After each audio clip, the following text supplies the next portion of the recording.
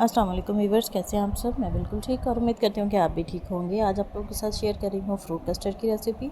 बहुत ही ईजी है, बहुत ही टेस्टी है। और आज वैसे भी संडे था तो मुझे एक रात पहले ही बना के रख लिया था क्योंकि सबने घर पे ही होना था। तो यहाँ पे मैंने ना 2 किलो दूध लिया है और इसे हम उबाल लेंगे। तो जैसे ही दूध उबलने लगा इसमें मैंने चीनी ऐड कर दी है। आप अपने टेस्ट के अकॉर्डिंग कम या ज़्यादा भी कर सकते हैं। मैंने मीडियम रखी है, जितना नॉर्मल हम लोग खाना पसंद करते हैं। तो इसको मैं थोड़ा सा ना उबलने के लिए छोड़ दूँगी।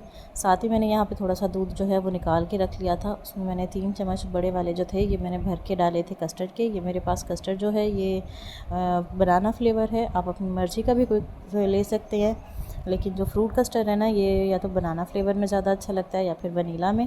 तो आपको जो अच्छा लगे आप वो भी यूज़ कर सकते हैं। इसे अच्छे से हम मिक्स करके रखेंगे ताकि इसमें कोई लम्स वगैरह ना रहें। और इसके बाद जो है जैसे ही दूध हमारा ना बॉयल हो जाएगा तो हम कस्टर्ड जो है ये इसमें हम ऐड कर देंगे। तो अगर आप लोग मेरे चैनल पे न्यू हैं तो मेरे चैनल को जल्दी से सब्सक्राइब कर लें, वीडियो को लाइक एंड शेयर कर लें और स्पेशली बेल आइकन को प्रेस कर लिया करें ताकि आने वाली जो वीडियोज़ होती हैं उनकी नोटिफिकेशन पहले आप लोगों को मिल जाया करें। तो यहाँ पर ना मुझसे आग थोड़ी सी तेज़ हो गई थी और उससे ना फिर ये हुआ कि दूध जो था ना वो उबल के गिर गया था। आग पे पकाने का ना यही बहुत बड़ा मसला होता है कि अगर कम करो तो बिल्कुल कम हो जाएगी और अगर ज़्यादा करोगे तो वो फिर उबल जाएगी। तो ये जैसे ही ठंडा हुआ था मैंने इसे ना फ्रीज़र में रख दिया था तो ये थोड़ा सा ना जम गया था। इसका स्ट्रक्चर ऐसे जमा हुआ सा था। यहाँ पे मैंने ना फ्रूट काट के रखे हैं। मैंने सेब लिया था, केला लिया है और अंगूर लिए हैं और ये हम जो है इसमें अच्छे से मिक्स कर लेंगे। आप चाहें तो इसमें आप जाली भी ऐड कर सकते हैं, लेकिन ना मैंने यहाँ पे जब इसमें ये सब कुछ ऐड किया है ना तो कस्टर्ड बहुत ठंडा है।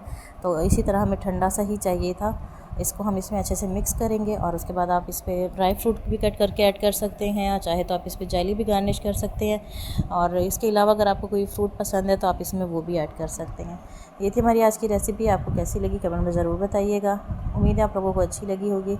इंशाल्लाह आप लोगों से मिलूँगी मैं अगली वीडियो में। आप लोगों ने बस मेरे चैनल को सब्सक्राइब कर लेना है, वीडियो को लाइक एंड शेयर कर लेना है और स्पेशली बेल आइकन को भी प्रेस कर लेना है ताकि आने वाली जो वीडियोज़ होती है ना उनका नोटिफिकेशन पहले आप लोगों को मिल जाया करें, क्योंकि मुझे आपके सपोर्ट की बहुत ज़्यादा ज़रूरत है।